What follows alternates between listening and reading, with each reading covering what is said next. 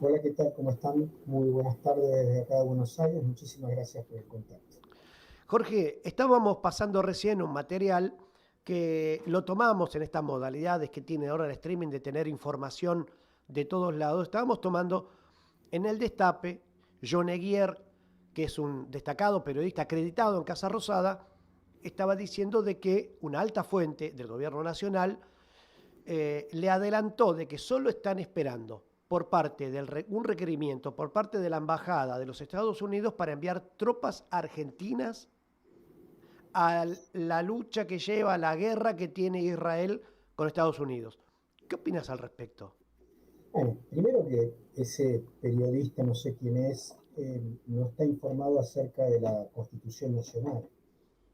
Si dijo eso, debiera aclarar que los únicos capacitados para declarar una guerra en Argentina están en el Congreso de la Nación y un presidente por motu propio no podría hacerlo. De hecho, la última vez que participamos en una guerra fue en la década del 90, Exacto. cuando efectivamente el Congreso de la Nación aprobó una propuesta del entonces presidente Carlos Saúl Menem. En Ujú. este caso no Javier Milei, que como bien vos decís, es más un subalterno de los intereses extranjeros de un presidente de este país, no ha enviado ninguna propuesta a las cámaras para que se expidan sobre el asunto. Así que ya la semana pasada, al decir que Argentina está en guerra, debiera haber motivado que cualquier funcionario Tal cual. judicial de oficio exigiera un inmediato juicio político y su destitución por violar la Constitución Nacional, que dice taxativamente que no es el Ujú. presidente que puede declarar una guerra. Con lo To- cual, la realidad es que al estar siendo sistemáticamente violada la Constitución Nacional, no respetadas las leyes que aprueba el Congreso, por ejemplo, en relación a la discapacidad o en relación al financiamiento universitario, ujú. es increíble y van a tener que dar explicaciones en pocos años los miembros del Poder Judicial y sobre todo la Corte Suprema por las omisiones flagrantes respecto a la defensa básica Tal que cual. uno de los cuatro poderes de nuestro país debiera realizar. Lamentablemente está vaciado el Poder Judicial, la Corte Suprema son tres monigotes que no Ujú. respetan ni siquiera el lugar para el cual fueron elegidos y bueno, decir algo del presidente actual de la Nación es eh, tratar de apelar a algunos de los objetivos menos utilizados de la historia política argentina, pero Ujú. yo creo que básicamente es un payaso. Sí, creo que en eso coincidimos. Y justamente, ¿no pensás que todo esto que vos describís y que la pasividad del Congreso, la pasividad y la complacencia de la Corte Suprema de Justicia de la Nación, la absoluta dependencia económica, política del gobierno de Milei, ¿no ves cierto escenario que pueda avanzar frente a esa debilidad que vos bien describís en mandar por sí solo, mandarse, como se dice, en una aventura de estas características con el riesgo que eso implica, Jorge? Bueno, ahí ya tendríamos que ver en todo caso a los integrantes de las Fuerzas Armadas Ajá. que aceptarían ser parte de una aventura de esas características y que serían pasibles el día de mañana de los mismos juicios, o juicios similares que tuvieron que pasar aquellos que violaron la Constitución Nacional Claro.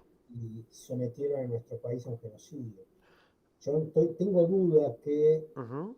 los profesionales hoy de las Fuerzas Armadas sean capaces de participar de una aventura de estas características sin una aprobación, porque saben leer, Ujú. saben lo que es la Constitución, la han aprendido, creo yo, después de los juicios de lesa humanidad, de que se sumen a esto. Pero la realidad es que estamos viviendo un mundo de muchas sorpresas. Ujú. Eh, yo, en mi imaginación no cabe la posibilidad que funcionarios uniformados de nuestro país vayan sin tener una aprobación del Congreso, porque, insisto, Tal cual. ellos también serían responsables de un delito flagrante de violar la Constitución. Creo que la alerta, porque hay declaraciones, la pasamos aquí, de Pablo Quirno, y que esto sí salió al aire y nosotros lo pasamos, lo vamos a pasar después, lo vamos a repetir, te invito a que lo veamos, que Pablo Quirno dijo que todavía no, pero que el presidente estaría dispuesto a evaluarlo para cumplir con ese requisito que le estaban pidiendo, si lo solicitara la embajada. Es decir, por eso digo que me parece que dando una alerta, como vos bien decís, me parece que los gobernadores, al menos los de la oposición, debieran trabajar en esto que vos bien marcás desde sus jurisdicciones, impulsando un pedido al menos de explicaciones en el Congreso, frenando esta posibilidad o al menos dando una alerta. Los gobernadores, vos entendés también más o menos que debieran estar preocupados, digo desde este lugar geopolítico en el que nos encontramos en Tierra del Fuego, ¿no? Que tenemos un enclave colonial con potencia nuclear instalado en Malvinas y en donde el gobernador hace unas horas nada más ha traído al mismísimo embajador chino a hacer una serie de anuncios en Tierra del Fuego, lo que a mí me da la sensación es poco prudente en este contexto, digo, ¿no? ¿Vos cómo analizás eso, Jorgito? No, digamos, Sí. creo que la organización federal de nuestro país se habilitan para que los gobernadores, y esa es la gran preocupación del embajador Lamelas, que ha dicho antes de venir a la Argentina que iba a hablar con los gobernadores para impedir que tengan suficiente autonomía respecto a convenios con países extranjeros. Yo creo que eso lo habilita bueno, la propia Constitución, Sí, claro. y que me parece que hay algo de provocación, de irresponsabilidad, tanto en Milei como en Kirchner, ¿no?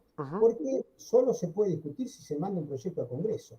Entonces, en Coincido. ese caso, me parece que sí, por supuesto, los representantes del pueblo en la Cámara de Diputados y de las provincias, en el caso del Senado, serían responsables de su voto frente al resto de la sociedad. La sociedad argentina no tiene nada que hacer ni que ver con un conflicto a 15.000 kilómetros de distancia, Tal cual. ajeno a los intereses nacionales, ajeno a la tradición diplomática y política que ha sido merecedora del primer premio Nobel de nuestra historia, producto de reivindicar la no injerencia, la soberanía, la solución Tal cual.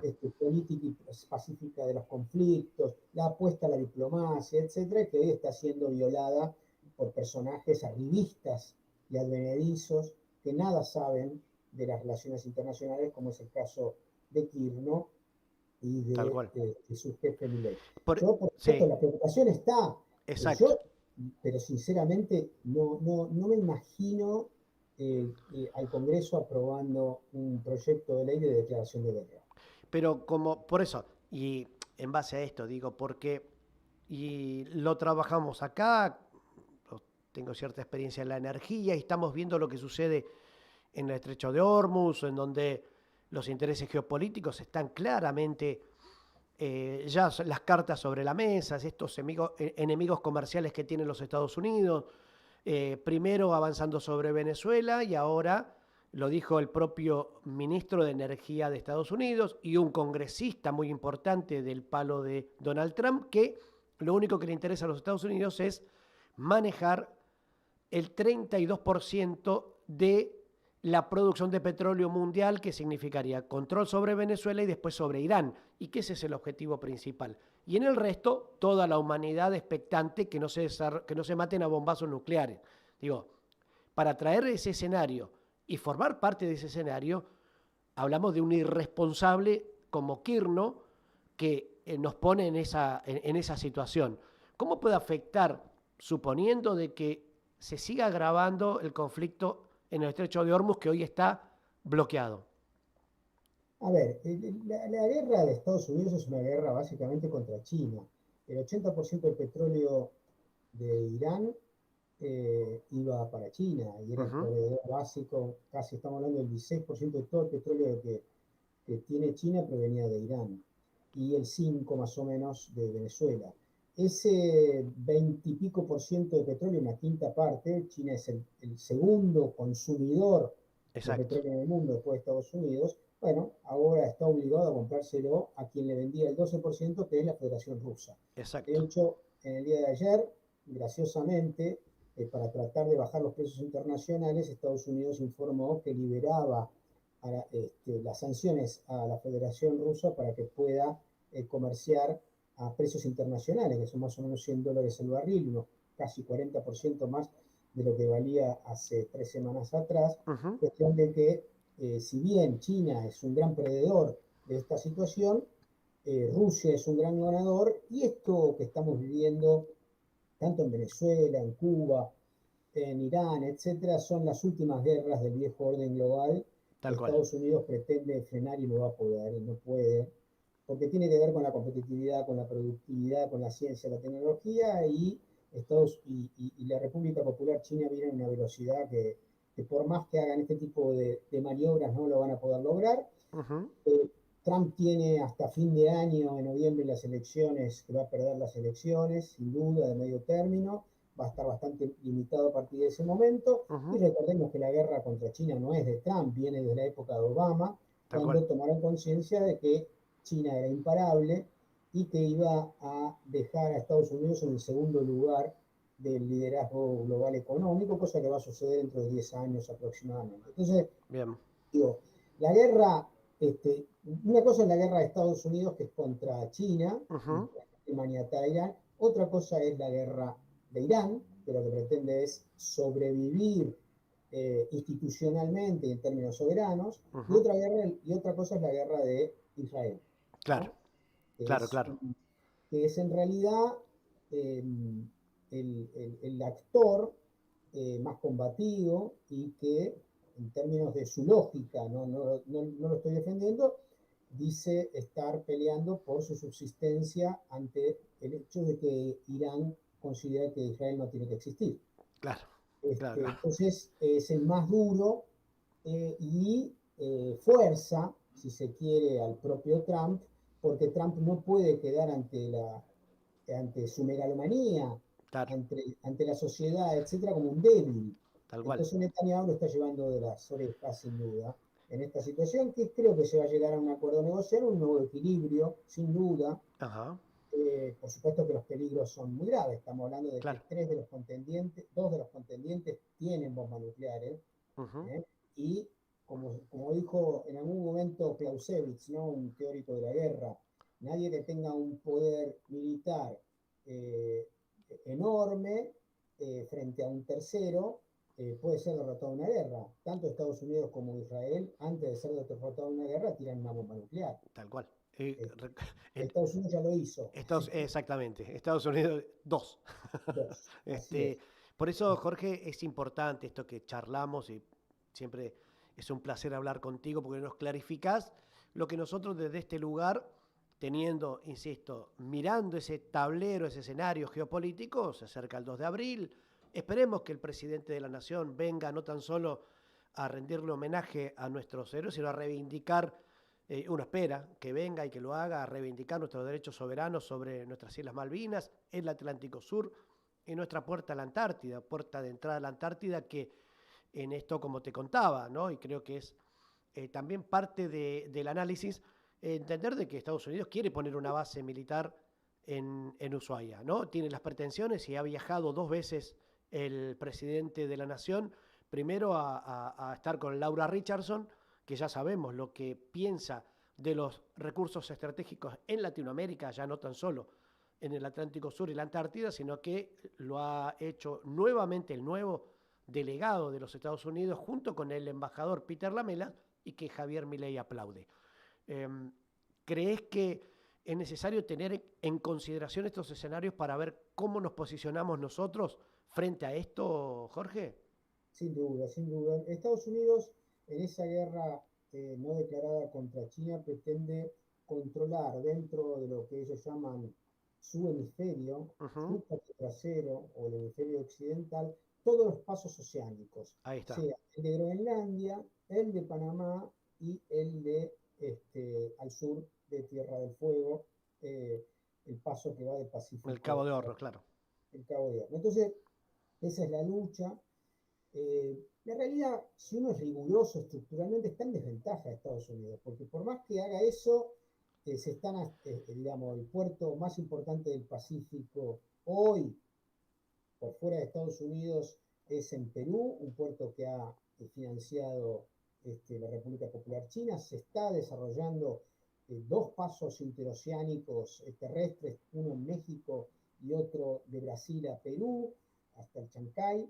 Eh, Está corriendo de atrás y por supuesto que después de un siglo de tener el liderazgo económico y bélico a nivel mundial y conservar fundamentalmente este último, el bélico, como importante, no deja de ser un peligro, Claro. pero con el tiempo lo que se ve que es la multipolaridad que se empezó a gestionar a partir de los BRICS a finales Ujú. del siglo XX, Claro, eh, definitivamente.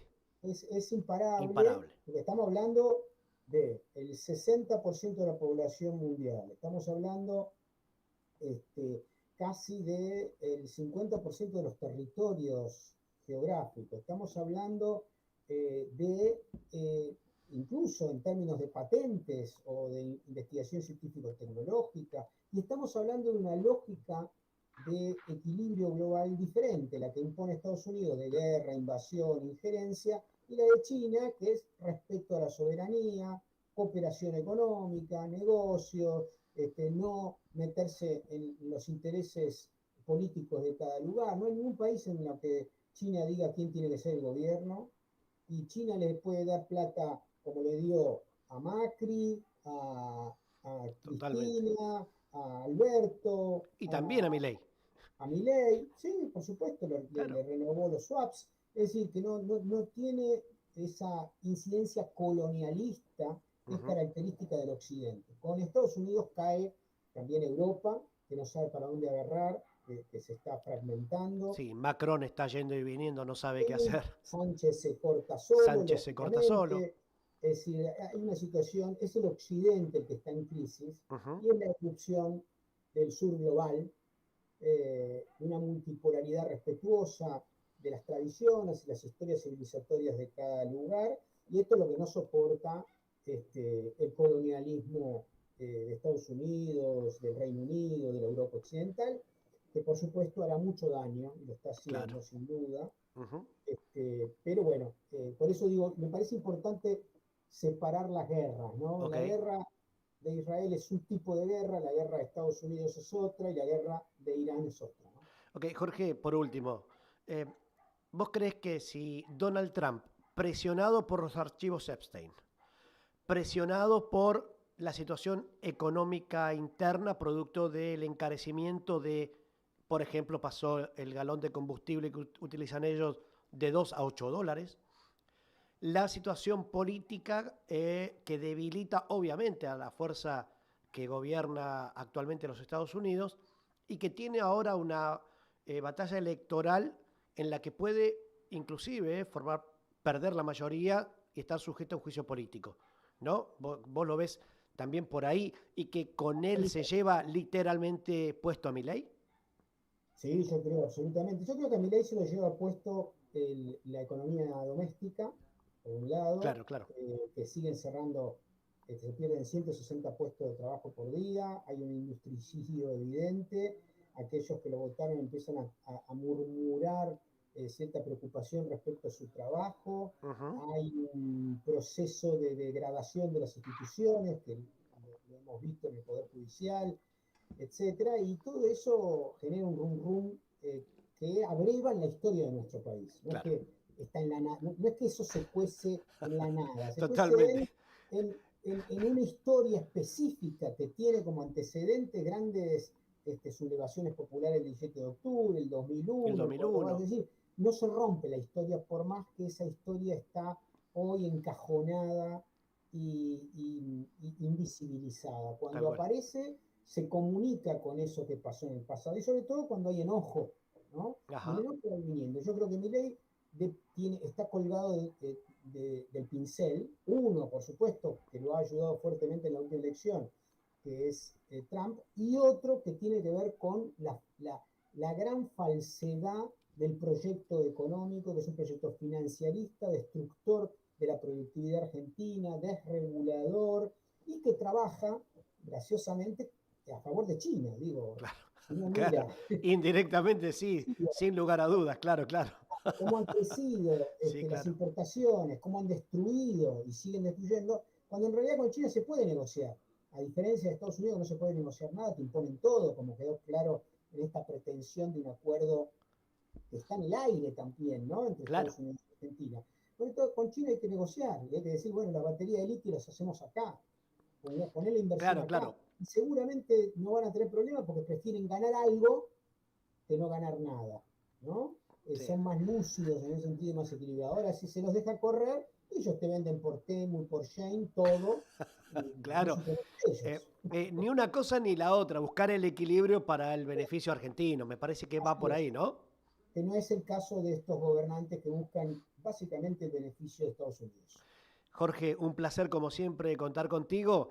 Eh, Te vamos a seguir molestando. Obviamente estás invitado, viene nuevamente la vigilia por Malvinas.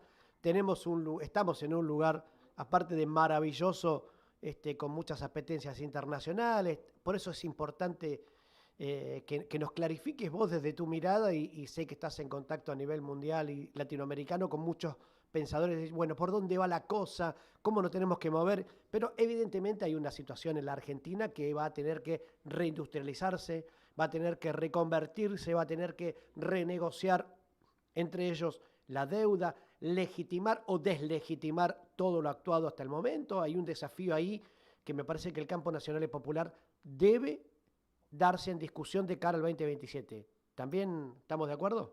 Coincido totalmente y bueno, cuenten conmigo para seguir pensando en voz alta, compartiendo, debatiendo y tratando de aportar el granito de arena también, no como comunicador o sociólogo, sino como ciudadano, con un amor muy profundo por el sur de mi país que expresa también algo que llevo en el corazón y que son las Malvinas. Abrazo grande, querido. Muchas gracias. Muchas gracias por estar ahí. Así pasaba Jorge Elbaum